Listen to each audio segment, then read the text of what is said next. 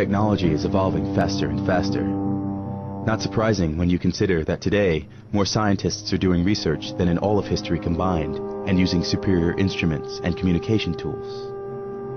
New technologies like biogenetics, artificial intelligence, implants, and nanotechnology have advanced vastly in the past few decades. These various technologies seem now to be converging towards one goal: to overcome human limits and to create new, higher forms of life, to create something transhuman. Robert Anton Wilson has been calculating this acceleration of knowledge. He calls it the jumping Jesus phenomenon. The jumping Jesus phenomenon is my name for the acceleration of information throughout history. I first heard of that from Alfred Korzybski, a Polish mathematician who invented a scientific discipline called general semantics. And Korzybski noted that information was doubling faster and faster every generation.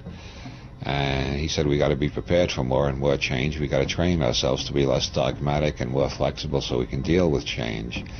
He took the unit at 1 AD as his basic unit to calculate how long it took for the information available to human beings to double, and it took 1,500 years, which brought us up to the time when Leonardo da Vinci was in his 40s and the Renaissance was at its height.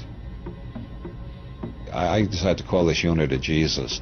So in 1 AD we had one Jesus, in 1500 we had two Jesus. The next doubling only took 250 years. You can see the acceleration factor. And by 1750 we had four Jesus. The next doubling took 150 years, and by 1900 we had 8 Jesus. The next doubling only took 50 years, and by 1950 we had 16 Jesus. By 1960, in only 10 years, we had 32 Jesus. By 1967 we had 64 Jesus, and by 1973 128 Jesus. And the latest estimate I've seen by Dr. Jacques Vallée, a computer scientist, is that knowledge is doubling every year. But I heard that, about 5-6 years ago. I saw something on the net recently. Somebody estimated it's doubling about twice a year now.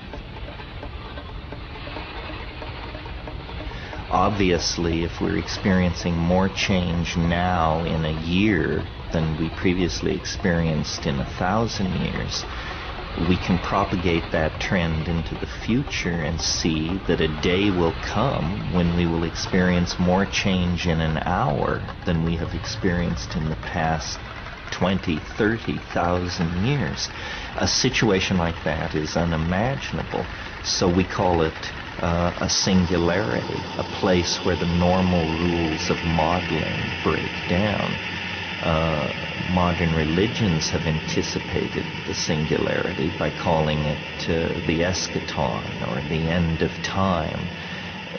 Technological communities have anticipated the singularity by thinking in terms of artificial intelligences or something like that. In whatever form it takes, we seem to be on the cusp of a dramatic evolutionary leap into a deeper order of complexity than biology or biology plus culture has been able to provide. We're on the brink of something truly awesome and unknown.